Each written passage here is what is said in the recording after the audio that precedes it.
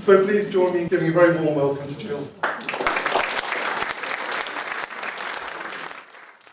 Now, I'm very conscious that my words are all over the place this evening, so there is also a beautifully produced brochure where I wrote an essay before I saw the exhibition. My talk also was based only on seeing images, but this is much more this evening a guide to previous work and my notion, may not be Elpida's, of how this body of work came together, starting from her earliest days as a student and bringing out themes that I see as absolutely fundamental to her and ways in which her work has developed and matured at an extraordinary rate in the last few years. So the essay in the brochure is much more about the architectural aspect of her work, and this evening I want to look at, as you probably guessed from the title, the materials with which she works. So, there are going to be very few words on the screen, lots of images, but just to start, Elpida was born in Macedonia and then came to Britain to study. Glasgow School of Art in the early 90s was the best art school in Britain. No doubt, we chose the right place. And they awarded her first-class honours. And from there, she went to study in London at the Royal College. So this is the work that Elpida showed in Glasgow in the Mackintosh Museum, so that stunningly beautiful Charles Rennie Mackintosh building, which, as we know, was severely damaged by fire. But in its heyday, Elpida paid tribute to the remarkable use of materials in that art school, probably the most beautiful art school in the world. She seeks out beauty. And what she produced is a work that went, as you can see, to the skylight from the basement of the remarkable heart of the Glasgow School of Art. So it's a Scots pine. And my feeling is that in this work, Elpida, as she does so often, was getting to know a place. So she was somebody who'd moved from Macedonia to Scotland, and one of the markers that one sees whenever moving or living in a different country is landscape and trees. And trees have played an enormously important part in her work, and this is what I'm going to concentrate on the first part of this talk. And so a Scots pine, a deeply symbolic, load-bearing metaphor, is seen from root to tip, making its way, forcing its way up, burrowing its way down through this beautiful wooden art school. And here, viewed from the basement and extraordinarily lit and extremely theatrical, is the tangle of roots. And this is something, as you will see, that starts to be an important part of Elpida's vocabulary. Then to the Royal College, theatre of memory, and I use the word theatrical. There is, as you will always see, something theatrical in many of the works that she's produced. So this is 1998. This is the sculpture school in Battersea. And what we are seeing here is a mezzanine floor with holes punched into it, and again this relationship of the upper and the lower, the revealed and the hidden. The viewer was then given access to, on the right, the entanglement of a newly created, colourful underworld landscape, a two-level work. So often this binary balance. So why trees? I believe that what Elpida is responding to is straight away its natural organic beauty. The half-hidden, half-visible aspect, the anarchy of the roots and the calm and beauty above the surface. There's a very close relationship, of course, between trees and architecture. The first doorway to trunks of trees. The first temples, a row of trees. And throughout her career, again, sensitivity to and a response to architecture is central. And trees are powerful carriers of meaning and of life. And in a work commissioned by a hospital trust in Bristol, Elpida produced Life Cycle. And so you see here 2 trees, one uprooted, inverted, rather like a brush going up through a chimney. It seems to be something that cleanses and pushes up, but dead. And these works were visible from a hospital window, making a poetic, polar bouncing back of sound and meaning between the living and the dead and the recycling nature of trees. And with Mark Siegel, a beautiful project, temporary longing to be remade, Ambush in the New Forest, where the visitor, the brave visitor, went underground. What we're seeing here is the mirrors, the windows, if you like, into the new underworld that Elpida produced with the trees visible underneath. And with this title, Ambush, and the point when Elpida had been in England for quite a long time, you will start to see the wonderful use of language and pun and freighted meaning that our titles often carry. And much more recently, at Mottisfont, a beautiful National Trust house in Hampshire, not so far from the New Forest, Resuscitare, which is a circle of inverted trees, and in the foreground there you can see a gilded tree. And the pattern, as is so often in Elpida's work, pattern in gold leaf, not chosen simply to be surface decoration, not merely to be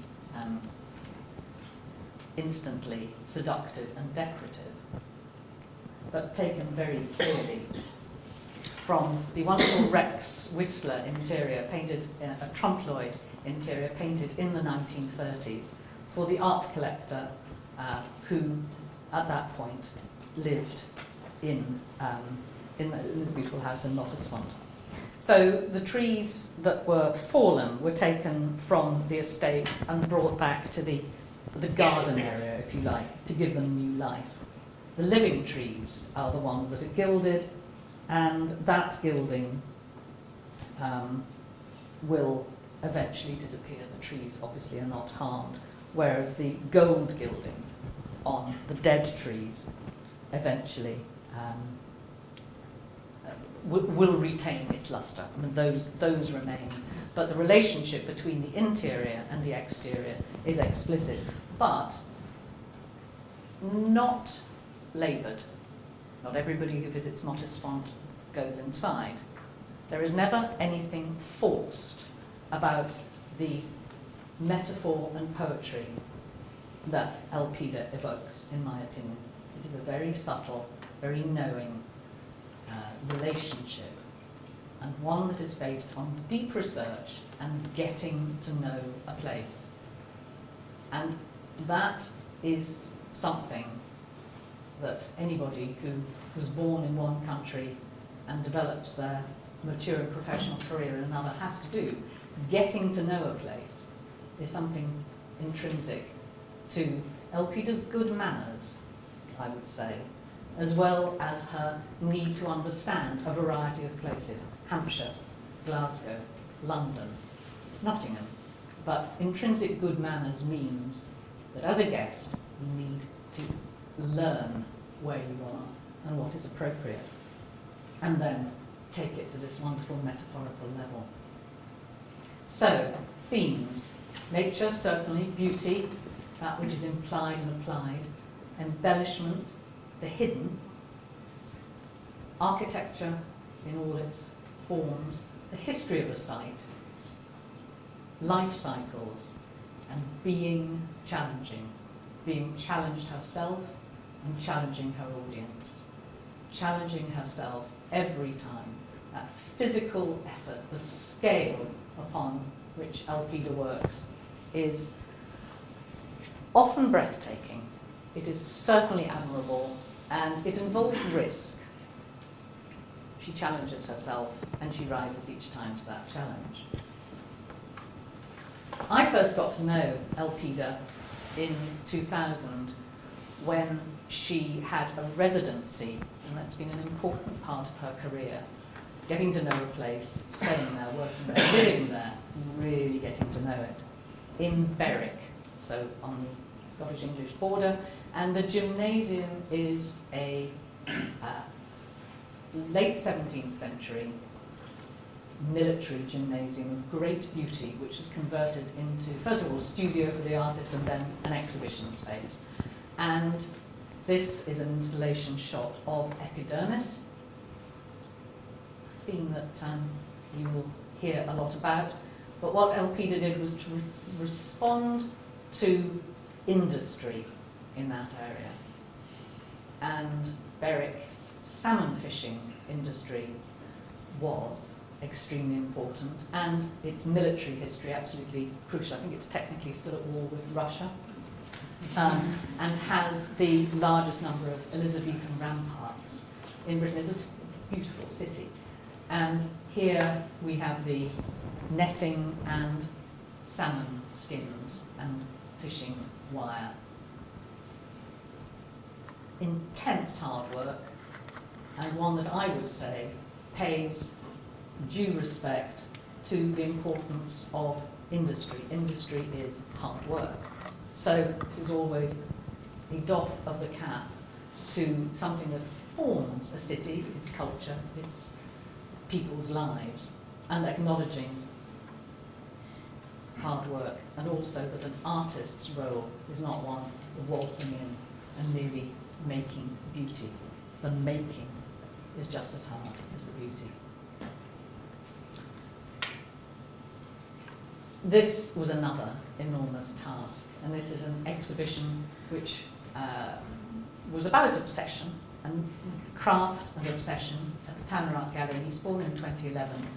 And Elpida made a work, again with a beautiful title. It's got the title has an undulation to it, recurring undulation.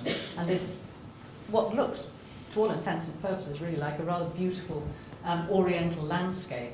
There's a series of tiles made of salmon skins. That landscape, that hill and lake reflection, as I see it, is simply, never a word to use about Elpida, is the side skin of a salmon, and that beautiful dark line, which you may recall from the skin of that creature.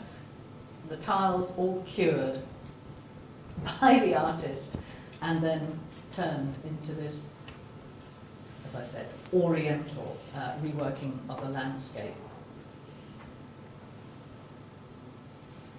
And then from a military gymnasium to Gloucester Cathedral, and this was the longest residency, I think I'm right in saying, aren't I, that Elpida had. And this was a deeply complex project, and as far as I can see, a turning point in her career. So what you are seeing is a still from a performance at the end of the residency, and the performing artist is wearing a dress made of chicken skin. I think Gloucester is famous for having Cromwell stabled his horses there, inappropriate creatures in Gloucester Cathedral. A very welcoming and intelligent dean was in charge of this residency. And I think to the left you can see something, can you see a speaker? There was a series of speakers within the cathedral, and this was this sound element of the resulting piece of performance was only a one-off. The sound was channeled birdsong, so live birdsong being relayed. Birdsong from a further landscape, a woodland famous for its nightingales, and woven, and I use the word deliberately, with Spem in Allium by Thomas Tallis. And we will come back to this piece later. So, new themes seem to me to occur and develop and push their way forward at this time. Food, chicken skins, the salmon skins. Not just a familiarity and an interest in the place she was working, but a real deep understanding of the resonance that a setting gave to her work and her work could give back to the setting. So, for instance, in Gloucester, in the garden of the cloisters, there remain newly planted native trees that Elpida introduced, having something lasting and something resonant. Dissonance, chicken skin dresses, to shock and surprise and charm. The introduction of sound, performance, and the reworking of pieces, remaking. The use of large-scale material in slightly different forms. Repetition. Repetition as in rhythm, as in poetry, as in music, as in birdsong. Not just doing the same thing over again. And her own craft skills, and the craft skills of many, many other people that Elpida has brought into her working life and practice. So, military gymnasium, museums, cathedrals. What about a Michelin-starred restaurant? Well, that's when we started to work together again. I got a very nice gig, which is being on the exhibition board for Curator, Michelin-starred restaurant, 2 Michelin stars, in London, and there was the man who owns it is a great fan of art, Richard Hamilton in particular. That's how he and I got to know each other, and he decided to have an artist in residence, or rather as we called it, artist in restaurant. Yeah, it was a really long lunch when we came up with that. And, well, who better, really? Who better to come and be witness to the virility of the work in a Michelin-starred kitchen? It really is a tough place to work. And Elpida came to observe, become part of the establishment, work in the kitchen, teach them skills, learn skills from the chefs, develop a very good nose for wine, and to make a series of works within the restaurant to enhance the dining experience. It's a funny building. David's not here, so I can say this is a strange building. And that was difficult. I mean, it's a place of theatre, coming back to that notion of theatre.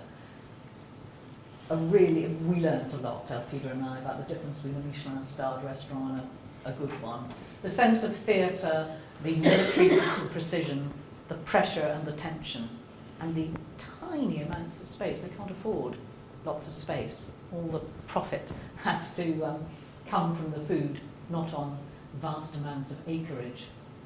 And Elpida, with conservation skills, which is part of her background, I think had a lot of shared vocabulary and hand-eye gestures. The chefs understood, and as I said, she too learned from them, and noted that it wasn't the most feminine place to work in the world.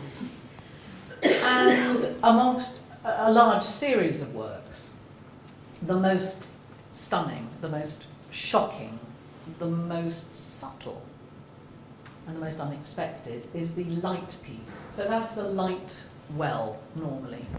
And Elpida blocked it off and then suspended what, to all intents and purposes, was a series of light bulbs, but borrowing natural light, as well as acting as light bulbs. And those are testicular sacs. cheap, you know, not cheap. And they glowed. Each one was different. It was a subtle piece. Nobody needed to know what it was, but those people who were starting to focus on the quail bones, the rabbit jaws, the frills, the skeletons that were beautifully framed, small, neat sculptures round the wall. Once the conversation started, then there was no shock, there was no horror, there was amazement. And whilst you're sitting eating extraordinary food that has been alchemically changed from a bag of roots or some old, some fish into miracles, then the conversation fitted perfectly. And she was the ideal artist.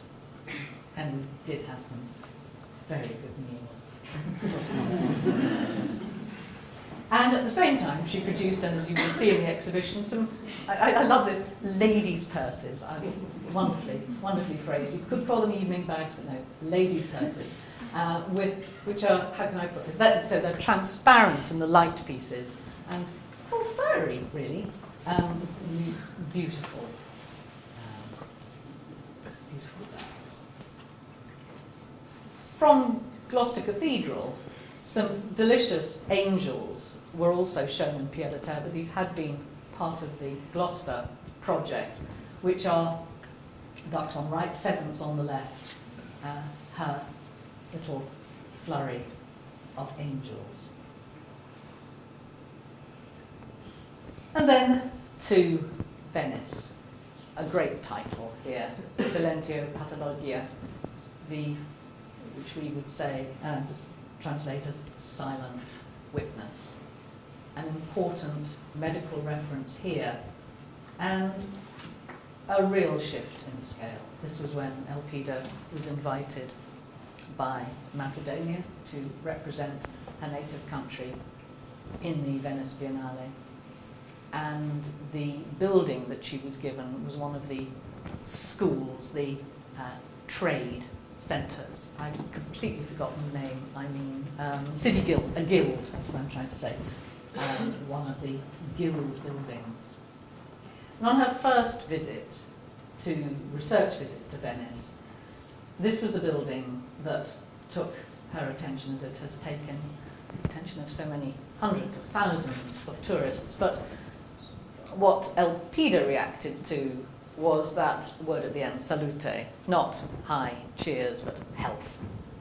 And this church was erected, rather perversely, I would say, really to celebrate the very small number of people that survived the plague in Venice.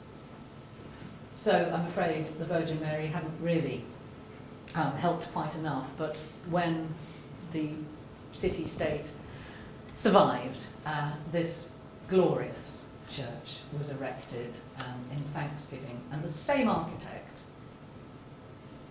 built the building in which Elpida was invited to show. And she decided to make a work rich in meaning, freighted in meaning, which looked at the journey that the plague virus made, probably from China to Europe via Venice, coming really because of extravagance and vanity, travelling with, first of all, the bolts of silk that only the Chinese could make to an exquisite standard, and later importing the silkworms that would allow the Italians to develop their own industry of silk. And I think the jury's still out as exactly whose fault it is, whether it was the rats that got on the ships, but the rats followed the humans, and the virus jumped ship and entered Europe on that journey towards the most extravagant city in Europe, that city not so far from her home country, on the cusp of the East and the West, and the most concentrated city of luxury at the time. And what came with it was the plague. And so the work that Elpida built, and I think made, doesn't begin to cover it, is one that included steel, the ships, silk, self-evidently, and rat skins. And for a few days of the opening, some extremely nice rats, but that performative element couldn't last for the entire run of the Biennale. It was a staggering work of great beauty and complexity. It spoke of very large subjects to do with disease and the interference of man and nature. And I think it also, for me, particularly being in Venice, with that invasion of tourists every year, was Marco Polo almost certainly who came back saying, it's the Chinese who can make this perfect silk. And Marco Polo Airport every year brings in these hordes of people doing great damage to Venice. And I'm one of them. You know, we were all there at this art event, and I turn up every 2 years. But there's a huge sensitivity about environmental matters and humanity, concerns about humanity behind this work, which was a challenge. And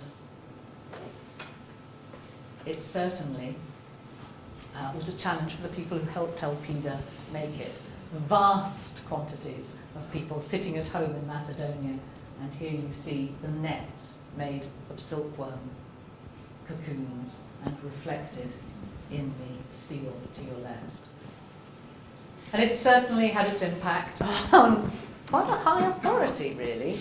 And so, not surprisingly, when the phone rang and the person said, I'm phoning from the Vatican, Elpida was trying to work out which of her friends was winding her up. And I think you'd have to be a quite strange person to say, oh yeah, I was wondering when you'd call.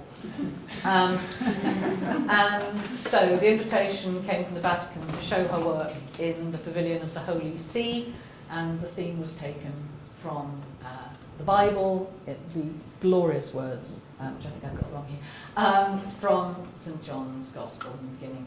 The Word became flesh. And her response to the building, which is part of the arsenal of Venice, ancient, great spaces but modernised for this contemporary exhibition that happens every 2 years, was this. Artists do not get invited to have solo shows in the Venice Biennale twice. It is a remarkable achievement. Astonishing. And there was a tremendous amount of pressure on her shoulders. This is an artist who, I think, you'd be happy for me to say, is not religious. She was chosen because of the sheer appropriateness of her work seen by the Vatican curator 2 years previously, and this notion of transformation, change, transubstantiation, taking one material, something base, and turning it into something beautiful, a small miracle in that.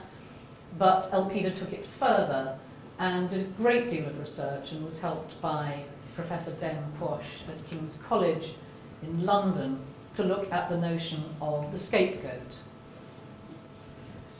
the role that the lamb plays in Christian belief, Agnus Dei, Lamb of God. But it's a lamb that is roasted in so many, particularly Eastern European countries, as well as our whole lambs in Eastern European countries, to celebrate the day that Christ rises. Paradoxes, quite shocking when you stop to think about that notion of the roasted lamb and the miracle of the lamb. The role that pig flesh plays in demarcation of religions, the sensitivity that has to be borne in mind about the sacred nature of the cow, the unclean nature in some beliefs of the pig, the role that animals play in the way we as humans talk about our own spirituality, certainly in the Abrahamic religions. It was a very complicated work which has at its centre this remarkable structure which you will see in a remade form in Making Beauty. And what we are looking at is the material that you will see in different forms. So sheets of pig's core fat, lamb's intestines, which are the verticals, and the central bore, if you like, that sphere. It's a series of cows' stomachs, which have, in the trade, by which I mean the abattoir trade, the nickname of the Bible. And who knew? So when you turn the cow's stomach inside out, its scale and its layering looks, to all intents and purposes, like an ancient family Bible with those pages spread out. That was that knowledge came late in the process, and it did look as if somebody might have been keeping an eye on this project. It was so apposite and exquisite. And here is a detail of that beautiful, lacy and rich material which you will see in the exhibition here. And here is the Bible, close-up Bibles. And so, if it wasn't enough to be invited to show the Venice Biennale, 2 biennales running at exactly the same time, Elpida was invited by a gallery called Fabrica, whose work is conducted in a deconsecrated church in the centre of Brighton, her hometown, was asked to do a second show there in a series that looked at notions of death. And what Elpida focused on was that notion that we've all read about, people who have near-death experiences, that light that people sense at the end of a tunnel, something that is grasped and then almost incapable of explanation, just a faint light at the end of life. And so hanging this Regency church, draping it, rebuilding its interior, reforming it with sheets of this exquisite lacy caul fat, and bringing into play for the first time on such a scale, and so movingly, she brought light to play, the natural light that came in, so that work is luckily has been beautifully photographed. It changed all the time. It drew the eye, as you can see, towards the altar end of the church, but the side lights, the sheer scale of the light, made it a living piece. It really was quite extraordinarily moving, and to see it remade here gives you an extraordinarily strong, potent view of what it must have been like in that church. Here's a detail of it. So here we are in Nottingham, and I won't go through the names again. It's all been done beautifully by Neil, I'm glad to say, but the welcome that we got here, welcome, I almost make that pun, sorry, support from the welcome. The relationship with Nottingham was, as I said, wanting to work with Neil, but also the important relevance of the medical research in this city and in particular in this university.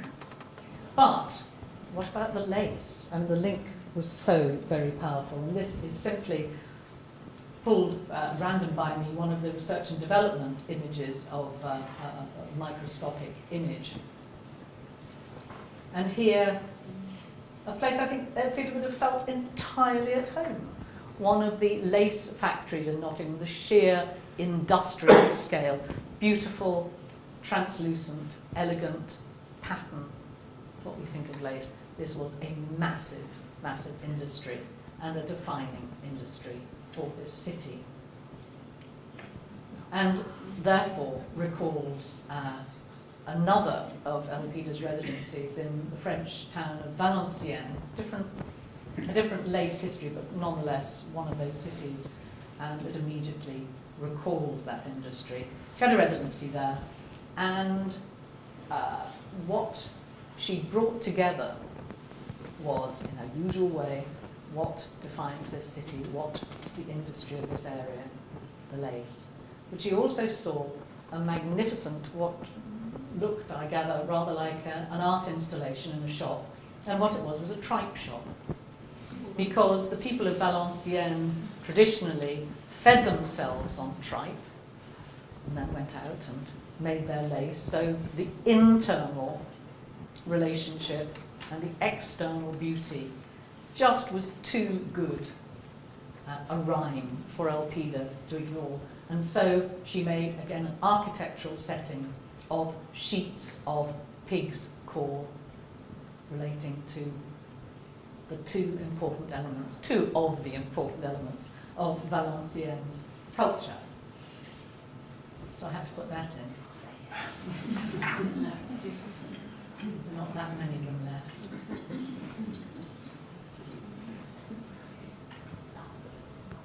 And what I did mention, the remaking of work, and we have a perfect example here of how two major installations, Haruspex and Fragility, have been brought together and melded into one new work. And here too, tiles of Corfat were made into tapestries, I think is the reference that Elpida made. And these were shown in her home city, in Macedonia.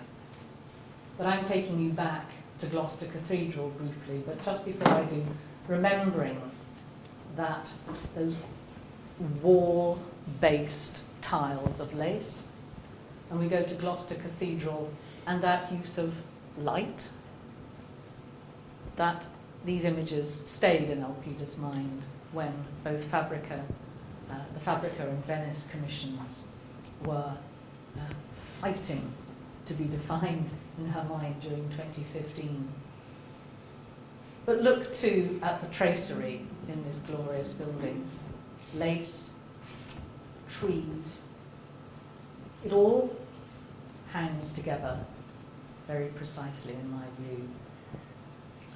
And here is an earlier work, again in Bristol, where tree roots and branches gilded frame a window, and that link then between health, architecture, nature and embellishment all comes together once more. So what does she make beauty out of? Her delight in materials, her sense of inquiry and very profound collaboration, her sheer technical skill, her real sensitivity to a site physically, but also the meaning of the place. She's got great wit. There is always wit in Elpida's work, and phenomenal energy. She has a spiritual, not a religious approach, but she has a spiritual approach in many regards. But it is always balanced with pragmatism. And I want to end with, I've never done this before, I did with a quote from Albert Einstein, but I couldn't resist it. The most beautiful experience we can have is the mysterious.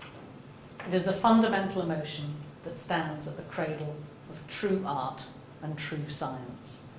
And the collaboration with colleagues here in Nottingham from the medical school has produced a very beautiful experience. And it is mysterious. I hope I haven't revealed too much of how it happens and why it happens.